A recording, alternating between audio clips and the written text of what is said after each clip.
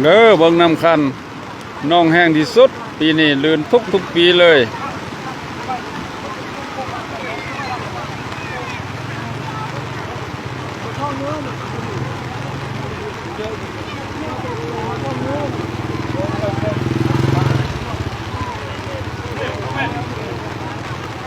ต้นกงขัวเตอขัวกำลังท่วมน้ำกำลังมาจากน้องปลาตรงหน้าท่วมเต็มเม็ด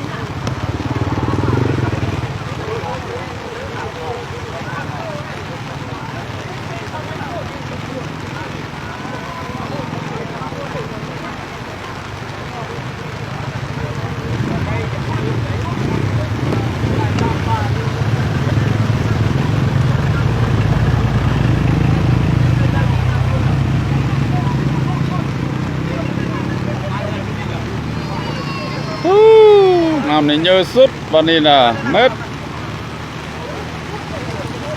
ท่วมเม็ดตรงหน้าเลย